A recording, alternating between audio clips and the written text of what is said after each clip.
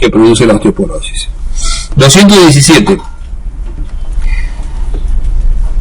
Mujer con infertilidad hace 4 años presenta oligomenorrea, dermatitis seborreica, obesidad y a la ecografía ovario con quistes y el diagnóstico. Ojo que acá tenemos solamente 3 alternativas, entre comillas, pero la mejor alternativa, ¿cuál sería? Síndrome de ovario poliquístico, que es como se debe llamar. O sea, esto de llamarlo poliquistosis ovárica, yo creo que es un error.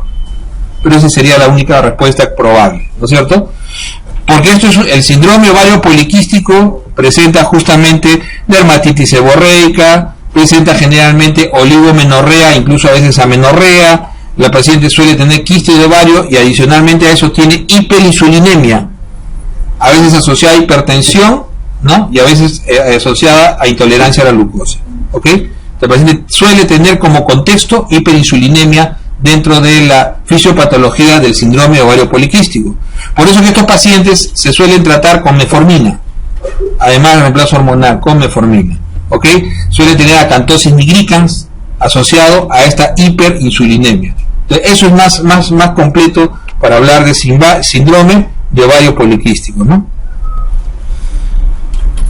Pero en todo caso acá podría poliquistosis ovárica.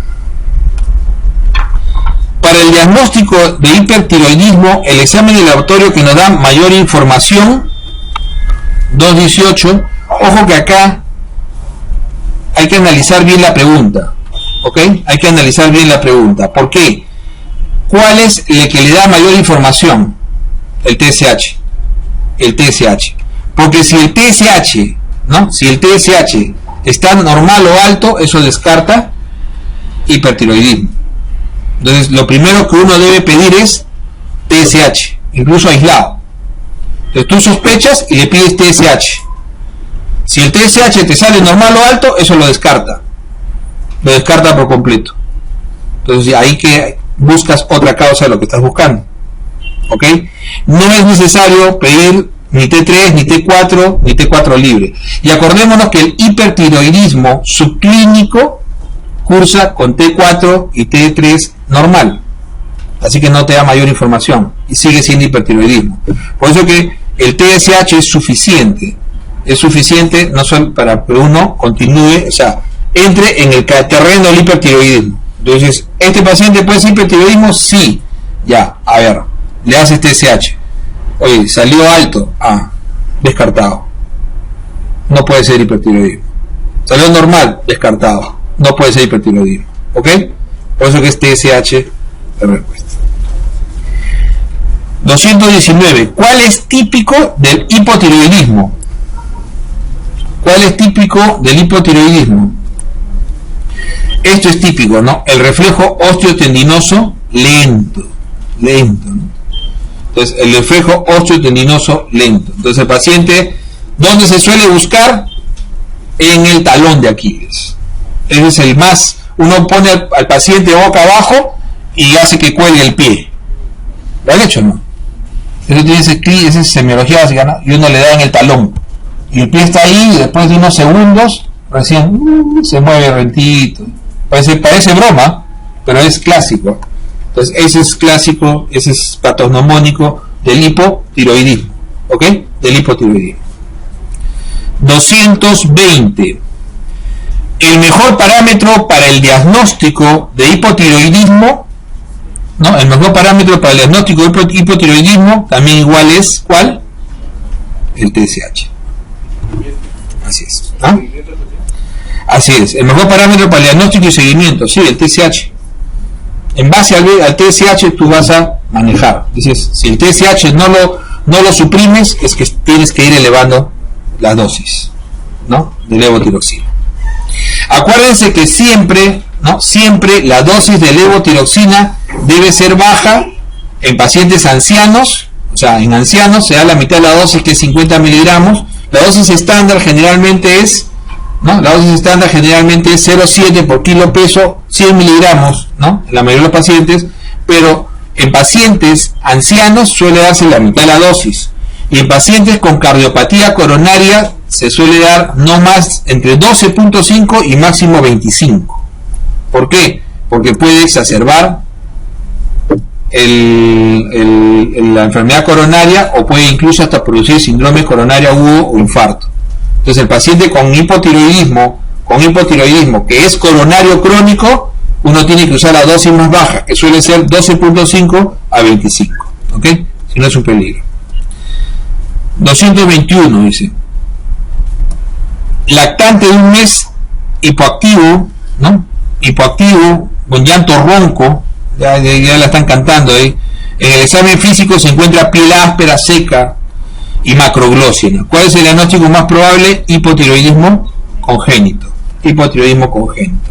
Siempre que hablan de hipotiroidismo entre la clínica, en este caso es un niño, pero en adultos, siempre tener en cuenta incremento de peso, piel seca, ¿no? Reflejos nodulosos lentos, ¿no? La voz ronca o voz gangosa, también se lo pueden poner como voz gangosa dentro del contexto de la historia, el estreñimiento, ¿no? O la constipación, y además el pensamiento lento o el enlentecimiento del pensamiento son parte de la clínica, y la intolerancia al frío, ¿no? O sea, esos son parte de la clínica clásica cuando nos dan un contexto para poder decir qué cosa es. O sea, después de un contexto así, y uno ¿de qué sospecha? Hipotiroidismo, ¿ok?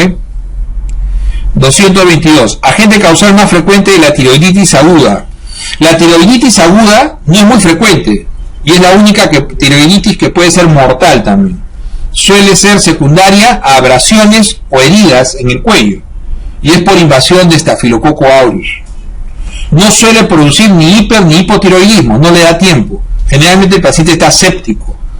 Suele producir abscesos y puede producir mediastinitis y muerte. No, por suerte no es muy frecuente, pero como le digo, la tiroiditis aguda clásicamente es una enfermedad seria que suele ser secundaria a abrasiones o a heridas en el cuello, ¿no? Entonces es contaminación básicamente de la glándula, y el paciente hace una infección por estafilo, y con mucha facilidad hace sepsis, hace complicación séptica, puede hacer invasión mediastinal y puede tener mortalidad. Es la única tiroiditis que tiene mortalidad. Mientras la tiroiditis subaguda, la subaguda, ¿no? La subaguda es la clásica tiroiditis, también secundaria a veces a procesos virales, pero es la clásica tiroiditis que sí produce hipertiroidismo al inicio e hipotiroidismo después. Ese es el clásico tiroiditis subaguda que presenta en las primeras semanas, ¿no? Hace incluso hasta tirotoxicosis de inicio, y después queda con un hipotiroidismo que suele durar hasta 2 meses. Y esos pacientes generalmente hacen dolor y requieren antiinflamatorios y manejo primero de la tirotoxicosis y después del hipotiroidismo, hasta que revierta, generalmente revierte, ¿ok? Y la tiroiditis que hoy en día más vemos, ¿cuál es? La tiroiditis autoinmune o tiroiditis de Hashimoto, que es la primera causa hoy en día de hipotiroidismo, ¿no? Porque después de la destrucción de la glándula en forma autoinmune, el paciente queda hipotiroideo. Es la primera causa de hipotiroidismo hoy en día. Entonces, ¿qué clase de tiroiditis favorece el desarrollo ulterior del linfoma? ¿Quién se asocia al linfoma? Hashimoto. Entonces, Hashimoto es una enfermedad autoinmune mediada por linfocitos, netamente linfocitaria. Entonces te ponen una tiroiditis, biopsia, ¿no? Infiltrado linfocitario prevalentemente, ese es Hashimoto. Y este paciente puede evolucionar posteriormente a un linfoma de tiroides, ¿ok? A un linfoma de tiroides. El Hashimoto marca, ¿qué cosa marca? Anti-TPO y antitiroglobulina, ¿no? Casi en el 90% son anti-TPO positivos. Y la antitiroglobulina es más específica, pero menos sensible, como siempre, ¿no? La que es más específica es menos sensible, y la que es más sensible es menos específica, pero marca anti-TPO y antitiroglobulina, ¿no? ¿Ok? Mientras que al otro lado, ese produce hipotiroidismo, mientras que al otro lado, en el hipertiroidismo, el Graves, ¿qué marca? Anticuerpos antirreceptor de TSH, ¿ok? Vamos avanzando. 224. Respecto al bocio multinodular de tamaño moderado que no produce sintomatología ni problema estético, ¿cuál de los siguientes es, ¿no? Es es cierto. Entonces, respecto al bocio multinodular,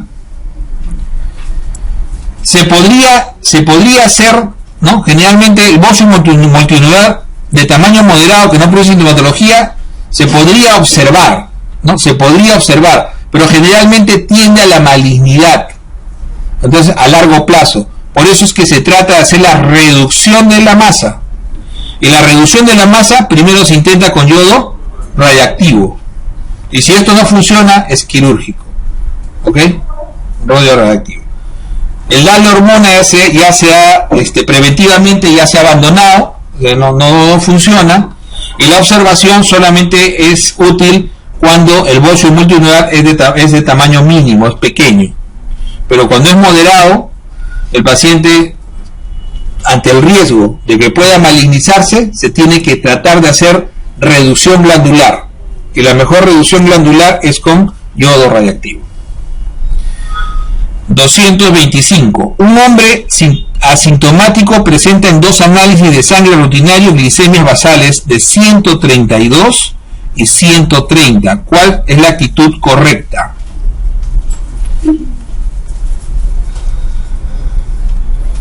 Acá está. Yo estaba buscando la E, está acá, miren. Acá está la E. Se le diagnostica diabetes mellitus y se inicia tratamiento.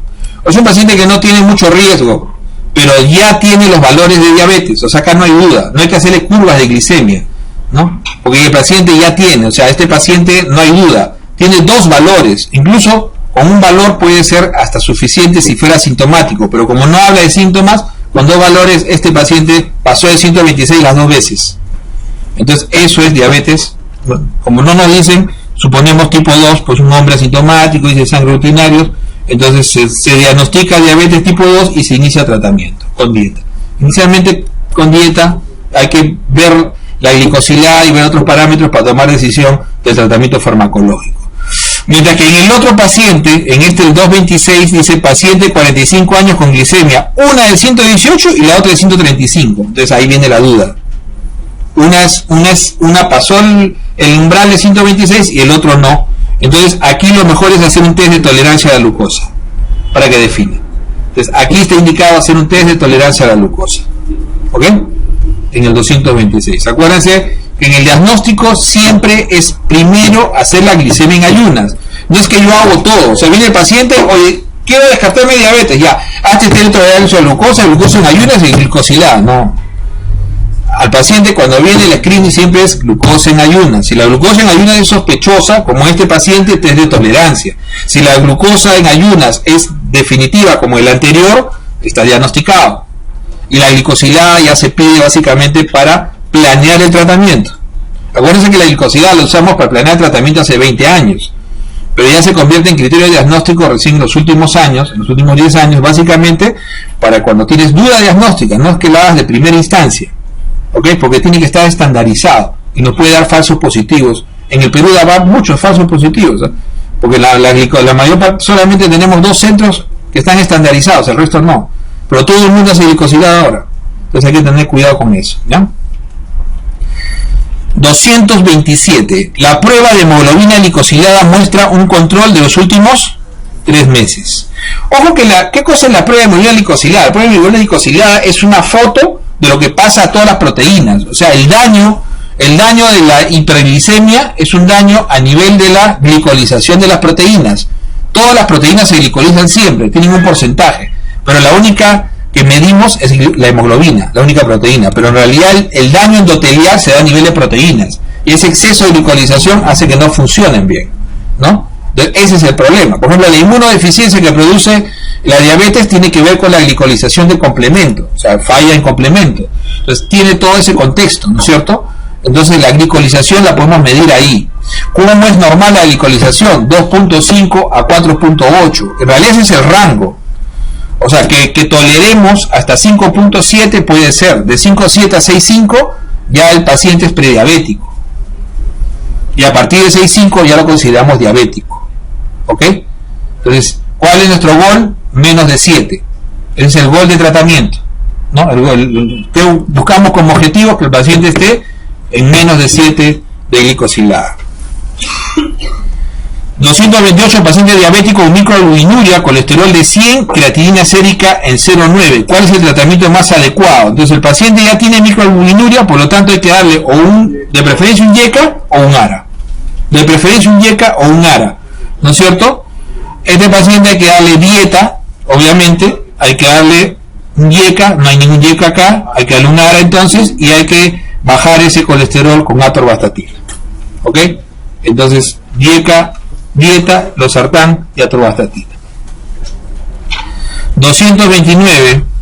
La mejor prueba para inferir efectividad del control de diabetes es el dosaje de la efectividad glicosilada, ¿no es cierto? La glicosilada es lo que nos va siempre a medir, por eso le decía, el control. Antes lo usábamos solamente para eso, ¿no? Entonces la glicosilada es la prueba que nos va a inferir efectividad en el control. No hay manera de engañarla. Generalmente el paciente nos engaña, no come, el día que le toca su control de glicemia en ayunas, no come desde el día anterior. Entonces dice, yo estoy muy bien, dice, ¿no? 230. La necesidad de insulina en un paciente diabético disminuye con qué? ¿Qué puede disminuir la necesidad de insulina? Solamente, de todo lo que está acá es el ejercicio, nada más. Solamente el ejercicio. 231. En el tratamiento de la diabetes mellitus con metformina, ¿qué se espera encontrar?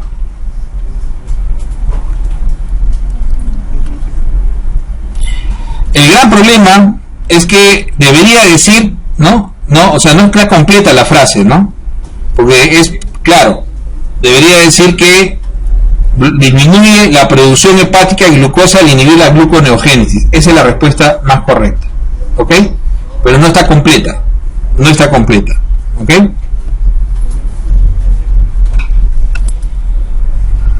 No hay otra que se pueda acercar. La asociación de acidosis láctica no es frecuente, no es rara, o sea, es de cuidado, pero no es frecuente, ¿ok?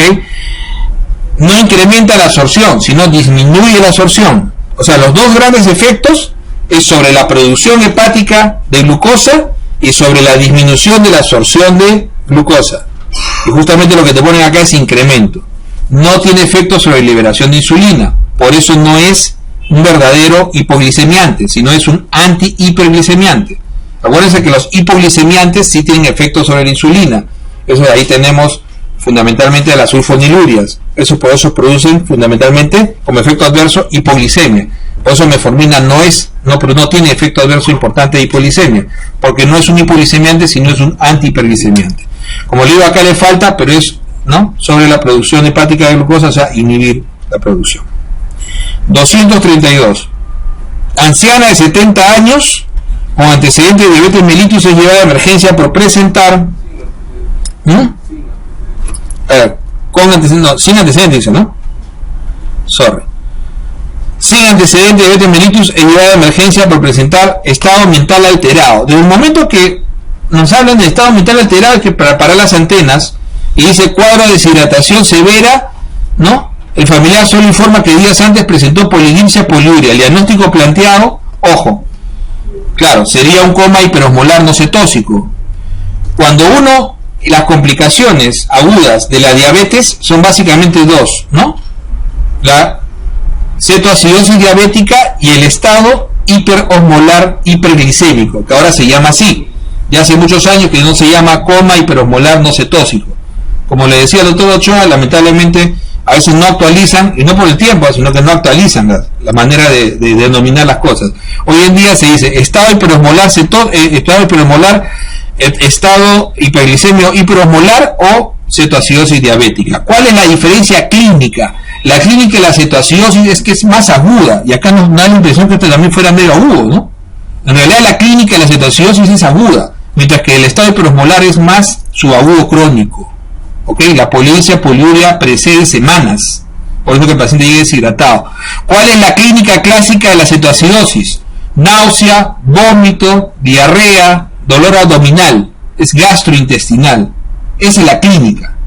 La clínica del estado hiperosmolar, ¿cuál es clásicamente? Trastorno de conciencia, sopor, coma, incluso convulsión. Entonces, cuando ustedes vean el tenor de estos, cuando nos presentan este tipo de cuadros, de preguntas, fíjense en la clínica, siempre ponen. Entonces, si usted fija que hay trastorno de sensorio o convulsión, allá ya te estás guiando ¿a qué? A estado hiperosmolar, o como lo llaman antiguamente, coma hiperosmolar o coma hiperosmolar no citósico. Y cuando ves que tiene síntomas gastrointestinales, te estás guiando más a esta acidosis. Las otras grandes diferencias, obviamente, ya vienen en lo que viene a ser el pH, ¿no? Obviamente el cetóxico, ¿no? Obviamente el cetóxico tiene un pH generalmente menor de 7.3, mientras que el estado hiperosmolar generalmente es mayor de 7.3. Obviamente el cetóxico tiene un bicarbonato, ¿no? Tiene un bicarbonato, por lo general menor de 18, y el estado hiperosmolar generalmente mayor de 18. Obviamente el cetóxico tiene cuerpos cetónicos en orina positivos fuertes, mientras que el estado hiperosmolar tiene cuerpos cetónicos generalmente negativos o muy débiles. Generalmente la glicemia en el cetóxico es mayor de 250, pero en el estado hiperosmolar generalmente es mayor de 600.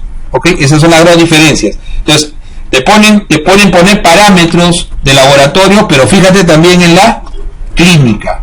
O sea, siempre en la clínica de los estados hay que aprovechar esta pregunta. Los estados hiperosmolares, o sea, llámelos estado hiperosmolar, llámalo coma hiperosmolar, llámalo coma no cetóxico, como quieras, es el paciente que hace justamente cuadro neurológico, mientras que el cetóxico hace cuadro gastrointestinal fundamentalmente, dolor abdominal, náuseas, vómitos, etc.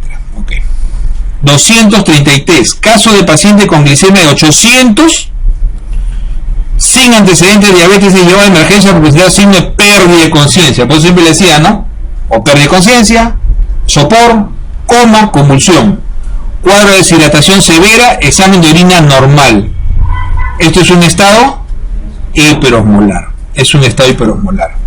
Ahora, el tratamiento en ambos es casi igual.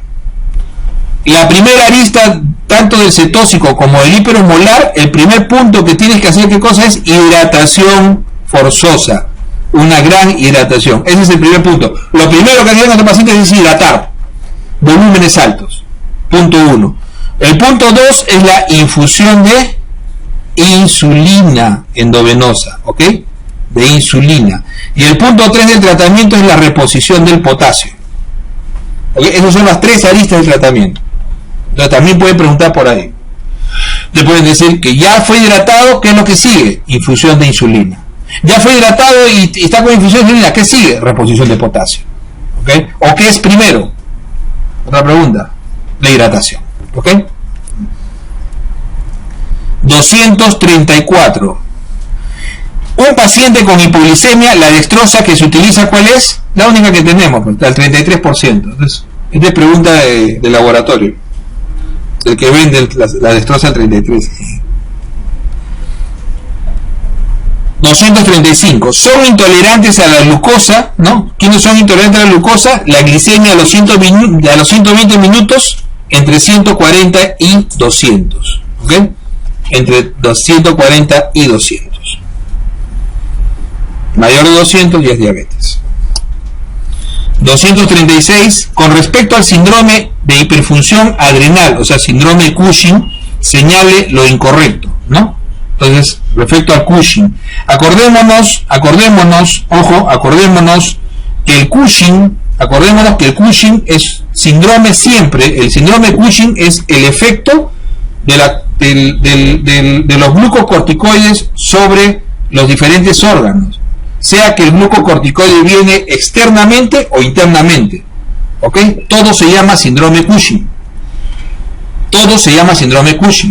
¿no? Sea el más frecuente síndrome de Cushing es iatrogénico, o sea, es por consumo de glucocorticoides. El síndrome es igual, ¿no? O sea, el paciente tiende a tener, ¿qué cosa? Plétora. Lo más clásico es plétora, ¿no? Lo más clásico, hirsutismo, ¿no? O las estrías, que en realidad tienden a ser más rojizas que lo que dicen acá. O sea, ese es clásico de Cushing.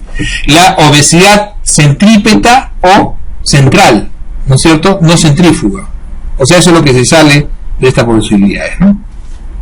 El síndrome de Cushing, como le decía, el síndrome de Cushing es común a todo, excepto cuando se produce a nivel central. Si se produce a nivel central el exceso de ACTH, o sea, si se produce a nivel hipoficiario el ACTH, eso se llama enfermedad de Cushing. Solo ahí se llama enfermedad de Cushing.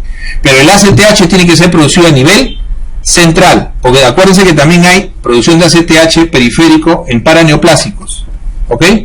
Entonces, si ustedes le ponen que el paciente tiene producción de ACTH a nivel de hipófisis, o sea, exceso de producción, eso se llama enfermedad de Cushing. Solamente ahí se llama enfermedad de Cushing. Todo el resto es síndrome de Cushing. 237, dice, manifestaciones clínicas características del síndrome de Cushing, ¿no? Entonces, ¿cuáles las manifestaciones características del síndrome de Cushing? Estrías violáceas. Estrías violáceas, ¿ok? Hirsutismo es parte del cuadro clínico, pero la clásico es estrías violáceas, la plétora facial, ¿no? La plétora facial y las estrías violáceas son las clásicas signos de Cushing. El tumor más frecuente en tiroides es el papilar, ¿ok? Es el papilar. Y el más maligno es el anaplásico, que suele dar metástasis cerebral, ¿ok? O sea, el más maligno es el anaplásico. Y el más frecuente, y dicho ese paso, también el más benigno es el papilar. 239, sobre el hiperparatiroidismo secundario, marque la incorrecta. Entonces, marque la incorrecta.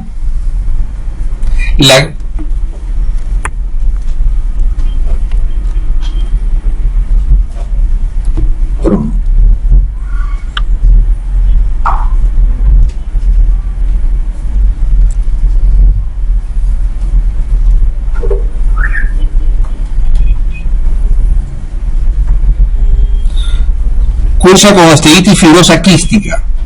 Esto no lo había visto. ¿Ok? La causa más frecuente, como les decía, es enfermedad renal crónica. El descenso generalmente es el estímulo desencadenante del cuadro. No, perdón. Esta de acá es. El descenso del fosfato, lo están mirando al revés, es al revés. Es el incremento del fosfato, ¿no? Es el principal estímulo desencadenante del cuadro, ¿no?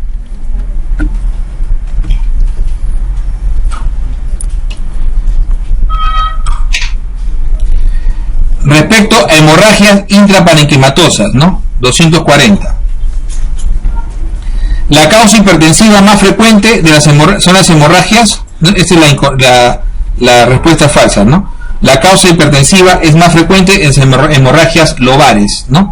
Entonces, la hemorragia lobares, ¿no? Generalmente es degenerativa, no hipertensiva, ¿no? Tiene que ver con degeneración de tipo congofílica o amiloide. Entonces, la causa es hipertensiva, no es la más frecuente en las hemorragias lobares, ¿ok? Acordémonos que en el stroke, ¿no? O sea, en los accidentes cerebrovasculares hemorrágicos son aproximadamente el 10 a 15%, o sea, el 80-85% generalmente son isquémicos, ¿ok? Son isquémicos, mientras que los hemorrágicos son mucho menores. Y de los hemorrágicos siempre tengan en cuenta, ¿no? Los intracerebrales y la hemorragia subaracnoidea como los dos grandes grupos, ¿ok? Dentro de los intracerebrales, como decía ahí, uno tiene que son hipertensivos clásicos, que son de vasos pequeños, ¿no? Hipertensivos clásicos que son de vasos pequeños y que generalmente se producen a nivel, ¿no? A nivel de el núcleo caudado, de ganglios basales. O sea, las hemorragias clásicas de estos pacientes, ¿no? Hipertensivas son en ganglios basales, clásicamente es en ganglios basales, y de ellos el putamen es el más frecuente dentro de los ganglios basales, ¿ok? Mientras que los que son por degeneración generalmente no son hipertensivos, ¿no? Y esos son los lobares. Y la hemorragia subaracnoidea generalmente es secundaria a degeneración sacular, aneurismas saculares degenerativos, ¿ok? Aneurisma también tiene relación con hipertensión, pero son aneurismas saculares. Y estos son, el hipertensivo es microaneurismas degenerativos, ¿ok? Microaneurismas, y el otro es degeneración, como decía, amiloide. ¿Cuál es la causa más frecuente de embolia cerebral? Clásicamente la fibrilación auricular. No, la FA, acuérdense siempre que produce remanentes en la aurícula izquierda. O sea, la causa es el hecho de que no hay sístole auricular. Al no haber sístole auricular, el paciente hace hipertensión auricular y hace remanente de sangre siempre en la aurícula izquierda. Y eso produce hipercoagulabilidad y eso produce que haya émbolos que se puedan lanzar y hacer... es la causa más frecuente de accidente cerebrovascular cardioembólico o embolia cerebral. 242. De las afirmaciones con respecto al empiema subdural, señale la incorrecta. ¿El diagnóstico se hace siempre por TAC? No. El diagnóstico solamente se puede hacer a través de resonancia, ¿ok? Con la tomografía no se puede definir. O sea, generalmente no se hace tomografía. Entonces el diagnóstico se hace por resonancia. ¿Se suele asociar a sinusitis? Sí, ¿no? La clínica puede constituir un deterioro sin focalidad, la punción lumbar está contraindicada también, y precisa tratamiento médico además de drenaje quirúrgico también, pero como decíamos, la imagen tiene que ser resonancia magnética. La tomografía no tiene lugar justamente en el empiema subdural o el absceso, también conocido como absceso peridural, ¿ok? Absceso peridural. 243. ¿Cuál es la causa más frecuente de enfermedad de Parkinson?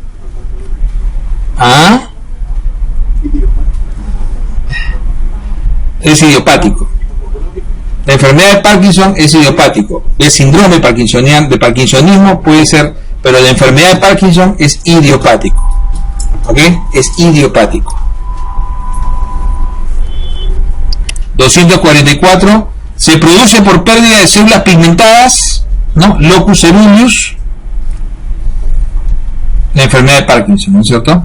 La enfermedad de Parkinson. Entonces la enfermedad de Parkinson, siempre acordarse, ¿no? Generalmente incrementa, o sea, la sintomatología se incrementa con la edad, ¿no? Suele exacerbarse con medicamentos. El paciente, la levodopa, carbidopa es tratamiento sintomático, no es específico, ¿no? Mientras menos dosis se use es mejor, ¿no? La carbidopa es el inhibidor periférico, la levodopa es la que tiene que ingresar al sistema nervioso central. O sea, el medicamento tiene una parte que es la activa, es levodopa, y la carbidopa es el inhibidor periférico de su metabolismo.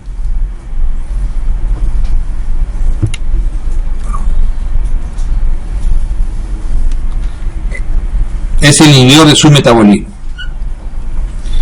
Los valores extremos de la escala de Glasgow es regalada 3 y 15.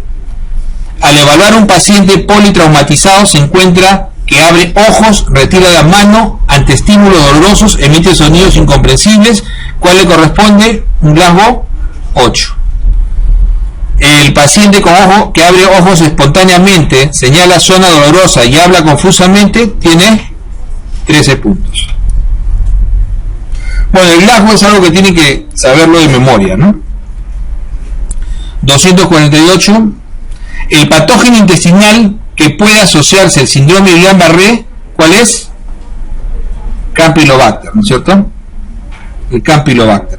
Acuérdense que el síndrome de Guillain-Barré, ¿no? El síndrome de Guillain-Barré siempre suele asociarse a enfermedades de tipo diarreicas, ¿no? Con mayor frecuencia, pero también se puede asociar a enfermedades virales hoy en día, ¿no? El Zika es una de las enfermedades que hoy en día se asocia a Guillain-Barré, ¿ok? Algunos enterovirus también se asocian a Guillain-Barré, además del Campylobacter, ¿ok? Además del Campylobacter. Entonces hay que tener en cuenta eso. El Guillain-Barré, el tratamiento, el manejo de Guillain-Barré pasa generalmente por el uso de inmunoglobulina hiperinmune, ¿ok? Tiene la misma efectividad que la plasmaféresis. Pero ¿por qué se prefiere la gamma globulina hiperinmune? Porque produce menos efectos adversos que la plasmaféresis. Y no se deben usar secuencialmente. ¿Cuándo se preferiría usar plasmaféresis? Generalmente se prefiere utilizar plasmaféresis cuando el cuadro es más severo, ¿no? Cuando los cuadros son más severos o cuando hay mayor compromiso de la movilidad. Si el paciente no se puede mover. Si el paciente no se puede levantar o está en ventilación, se prefiere la plasmaféresis. En el resto de los pacientes generalmente se utiliza inmunoglobulina hiperinmune, ¿ok? En ese tipo de pacientes. Tiene variantes, como ya sabíamos, ¿no? Hay las variantes en general el síndrome tiene varias variantes, ¿no? Que uno tiene que definir bien en estos pacientes. 249. Para establecer el pronóstico de la hemorragia intracerebral es recomendable tener en cuenta los siguientes criterios, excepto, entonces, acá, cuando uno tiene que establecer el pronóstico, ¿no? Cuando uno tiene que establecer el pronóstico, los parámetros más importantes son la persistencia del coma y el tamaño, ¿no? El tamaño del volumen. Entonces uno dice los siguientes criterios, ¿no? Entonces, excepto el desplazamiento de la línea media también está dentro de las posibilidades, y las cifras de presión arterial no establecen pronóstico, ¿ok? No establecen pronóstico. O sea, las cifras de la presión arterial no establecen pronóstico. 250. Paciente que presenta náuseas y vómitos, ojo que en esto de establecer pronóstico tenga en cuenta volumen, localización, ¿ok? O sea, invasión ventricular, o sea, tengan en cuenta a dónde está, o sea, la hemorragia en sí, cuánto volumen tiene, qué localización tiene, ha invadido ventrículo, no ha invadido ventrículo, ha desplazado línea media o no ha desplazado línea media. Esos son parámetros, ¿no? Eso es un gran. Y el otro parámetro es el seguimiento del Glasgow, la persistencia del coma. Esos son los parámetros que se utilizan fundamentalmente. Hay criterios establecidos para el pronóstico, ¿ok? No está para nada la presión arterial. Acuérdense que ni siquiera en el tratamiento la presión arterial es importante. O sea, el control de tratamiento tampoco, el control de la presión arterial es fundamental. Paciente que presenta náuseas y vómitos, se evidencia hemiparesia izquierda, se encuentra en la tomografía, presenta sangrado a nivel de ganglios basales. La causa más común en ganglios basales, ¿no? Es hipertensiva, ¿no? Hipertensiva. Es el que le decía, ¿no? La hemorragia hipertensiva, clásicamente, ganglios basales. La asociada a degeneración amiloide, a degeneración de pequeños vasos, es lobar, ¿no? Es lobar. Y la hipertensiva es ganglios basales. Ganglios basales, específicamente, el sitio más frecuente es putamen, ¿no? Si quieren ser más específicos, el putamen. 251. Paciente de 32 años con antecedente de hipertensión arterial presenta disminución de fuerza muscular en mi cuerpo izquierdo a predominio miembro inferior proximal con relajación de esfínteres, y el diagnóstico más probable es una isquemia cerebral anterior derecha. Entonces acuérdense siempre, cerebral anterior, cerebral media, cerebral posterior. Cerebral anterior, ¿qué cosa nos marca? Justamente a preferencia crural, incontinencia urinaria. Son características clásicas, ¿no? Son características clásicas: incontinencia urinaria, indiferencia, y el paciente, dentro de la clínica que uno puede acordarse, es la hemiparesia predominio crural.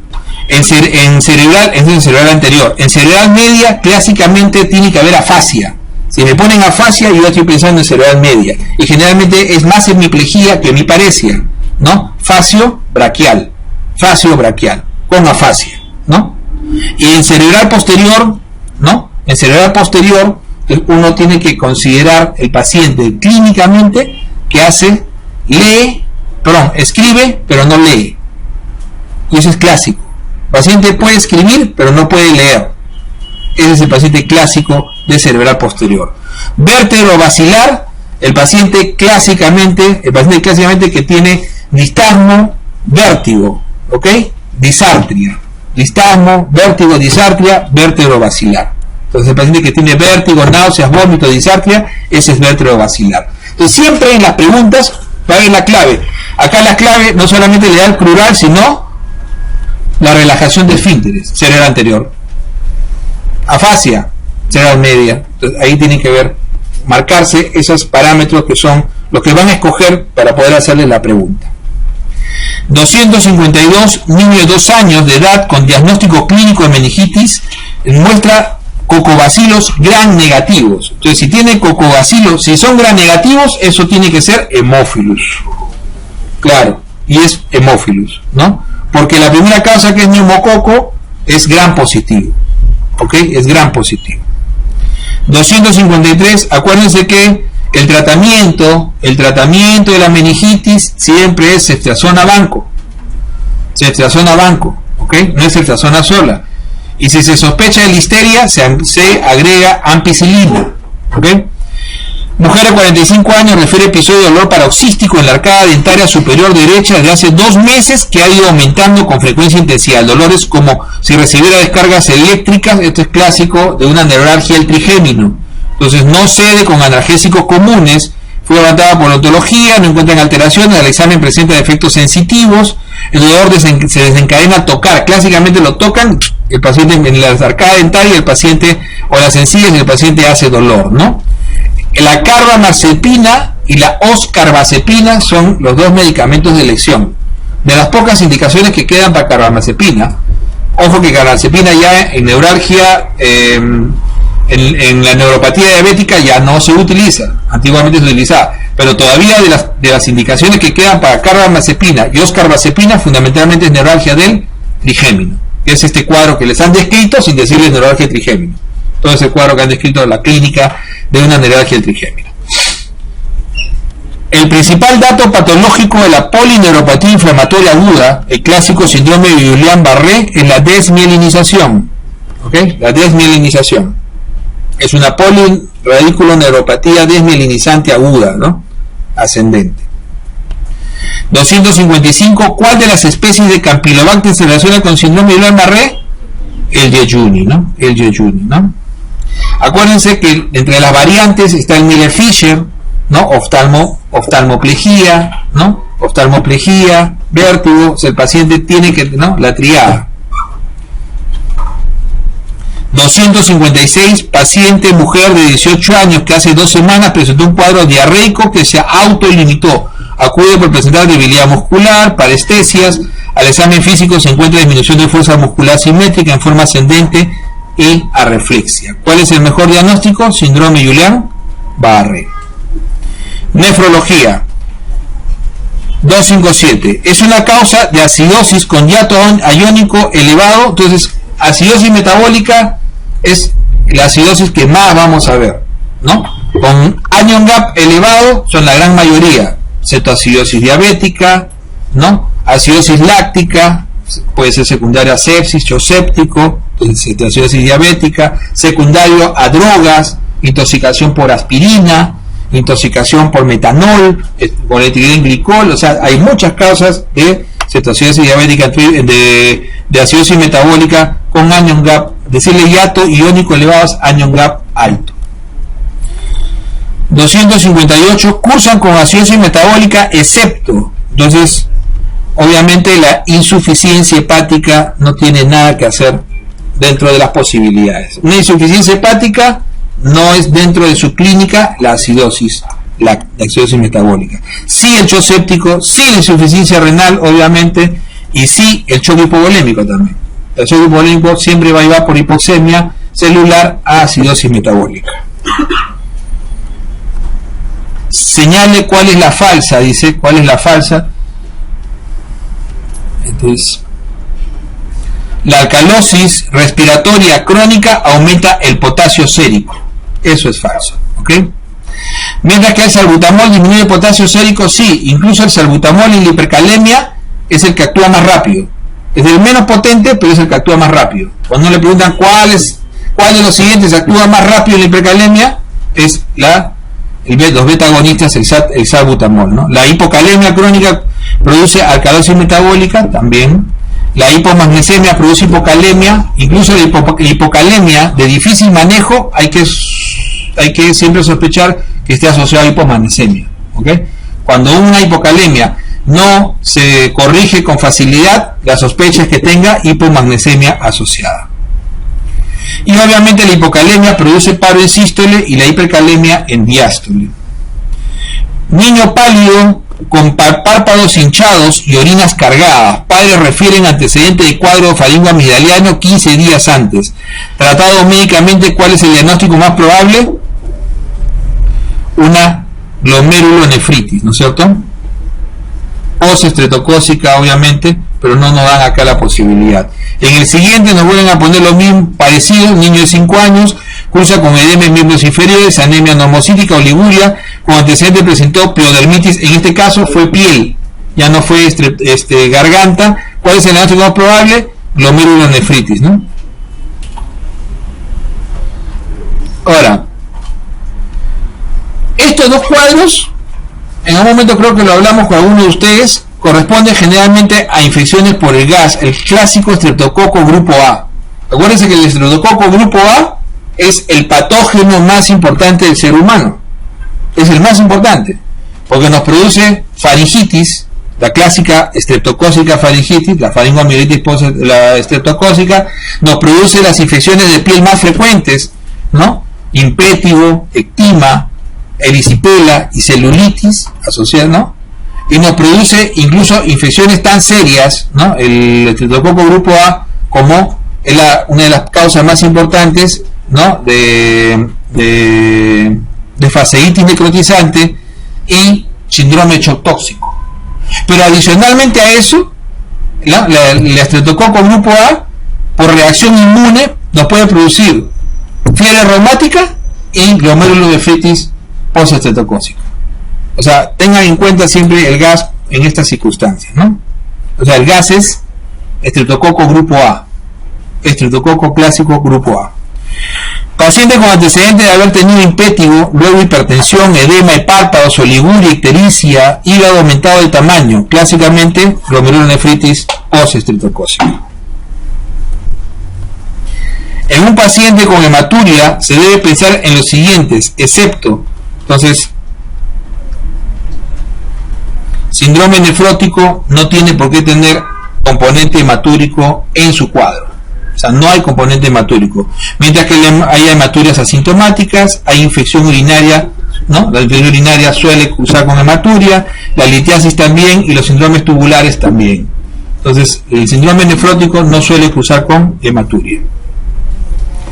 En un paciente con insuficiencia renal crónica, ¿cuál de las alteraciones en el electrocardiograma no tiene relación con el diagnóstico de hipercalemia? Entonces, lo clásico en la hipercalemia, ¿qué cosa es? ¿No?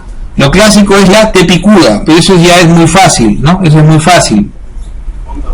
La onda U no tiene nada que ver, porque lo clásico es que haya PR aumentado, la T se hace isoeléctrica o se aplana, el QRS se hace ancho generalmente y la onda P disminuye su amplitud. Entonces, además de la onda T picuda, ¿ok? La onda T picuda al inicio.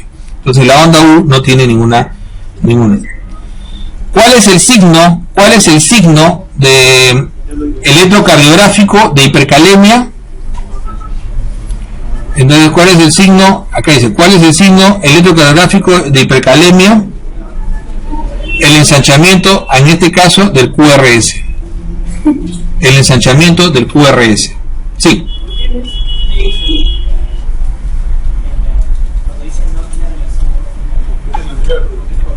Porque la T picuda es al inicio y después tiende a aplanarse. Después tiende a aplanarse la onda T. Mientras que la onda U no está en relación.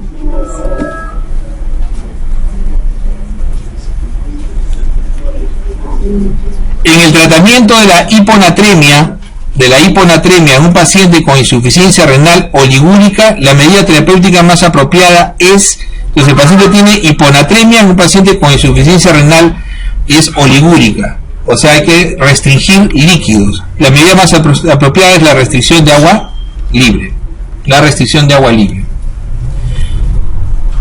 Paciente 78 años, ¿no? Con tiempo de enfermedad de 2 días, presenta deposiciones líquidas 3 veces al día, volumen media taza por vez, con presión de 160, ¿no? Con pulso de 100, frecuencia de 22, presión ocular disminuida, o sea, está deshidratado. Además tiene 120 de sodio y 3.5 de potasio, cloro en 100.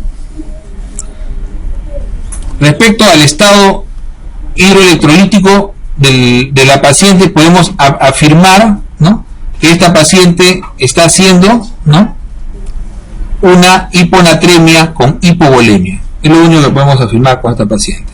Está haciendo una hiponatremia con hipovolemia.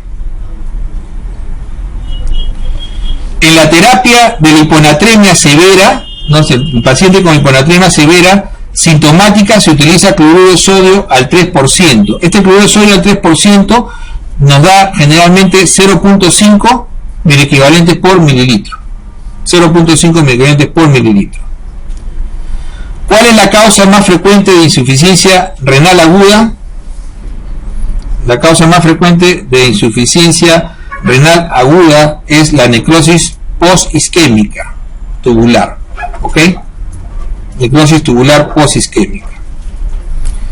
270 se define como insuficiencia renal aguda, ¿no?, como la disminución súbita de la función renal cuya consecuencia es alteración hídrica.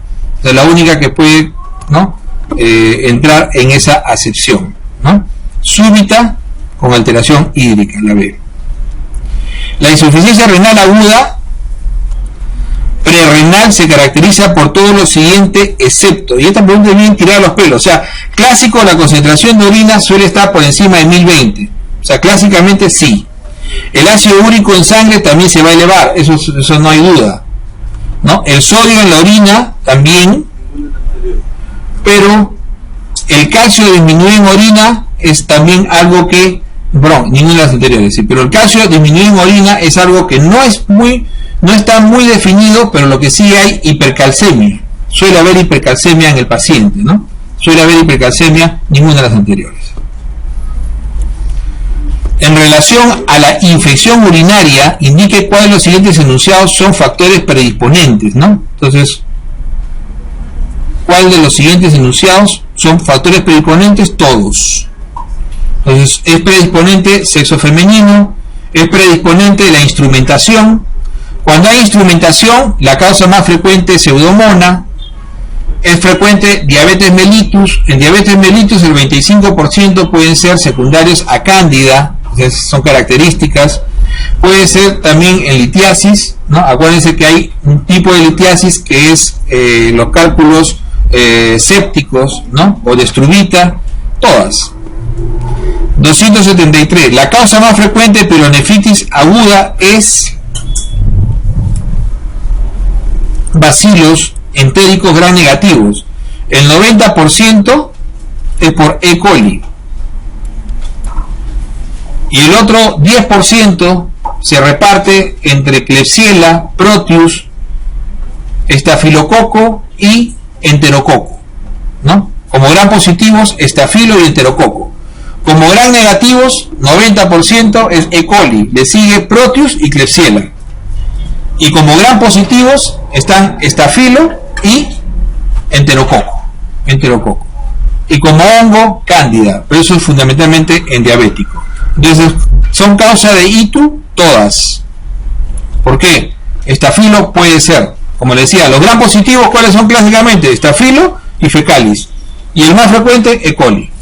Claro, acá le faltaría Proteus y Klebsiella. 275. La utilidad de la ecografía en la infección del tracto urinario está en relación. Entonces, acá lo que hay que ver es, en realidad esta pregunta es muy ambigua, porque es muy variable, ¿no? Esta pregunta es muy variable. Si es en una paciente con una pielonefritis complicada, entonces lo primero que hay que hacer, la utilidad tiene que ver con la identificación del riesgo de recurrencia, ¿ok? Pero en los pacientes que tienen itus recurrentes, la valoración del flujo vesículo-uretral también es importante. Pero ¿por qué no es ecográfico? Porque la mejor prueba es una cistografía retrógrada. Entonces por eso queda para la ecografía, porque hablan de ecografía específicamente, identificación de riesgo de recurrencia, nada más. Ojo que el examen de imágenes más importante hoy en día en la valoración de infecciones urinarias complicadas es el uroten, es la tomografía. Por eso que ya la ecografía puede ser útil como alternativa, como alternativa, ¿ok? 276, paciente de 50 años a quien en tomografía se le diagnostica neoplasia renal. El tratamiento siempre va a ser quirúrgico, ¿no? Nefrectomía radical. No nos dicen el estadiaje. Solamente en el estadio 1 se puede intentar hacer una nefrectomía parcial, pero va a depender de la zona de la lesión, si es central o no es central. Pero en todos los demás estadios la nefrectomía siempre es radical, ¿ok? La nefrectomía es radical. Y solo en estadios muy avanzados, ¿no? Con ruptura de cápsula, se puede pretender dar a veces quimio antes, pero generalmente se indica la nefrectomía radical primero. La citorreducción por nefrectomía radical. Paciente de 47 años que trabaja como chofer interprovincial natural de Puno, presenta nicturia. Este puede ser manifestación de unos... Pero definitivamente las causas de nicturia son o por exceso de líquido que generalmente se elimina en la noche, y otros excesos de líquidos pueden ser secundarios a insuficiencia cardíaca, pueden ser secundarios a edemas, pueden ser secundarios a exceso de líquido, o sea, cualquier causa que retenga líquido. Generalmente en la noche el paciente, al estar en decúbito, va a incrementar el retorno venoso y eso incrementa el péptido natriurético atrial y eso produce mayor diuresis. Entonces la insuficiencia cardíaca está, pero entre las causas no secundarias al exceso de líquido, sino a las causas por vía urinaria, puede estar la cistitis, puede estar la prostatitis, la próstata, la hipertrofia benigna de próstata, el cáncer de vejiga, etcétera. Entonces tenemos acá dos, B y C. O sea, dentro de las posibilidades están B y C de nicturia. ¿Qué cambios en su equilibrio ácido-base sufre un paciente con obstrucción pilórica con cuadro de vómitos de varios días de evolución? Clásicamente, alcalosis metabólica. O sea, pilórico, bote hidrogeniones y cloro. Hidrogeniones y cloro. ¿Ok? Hidrogeniones y cloro.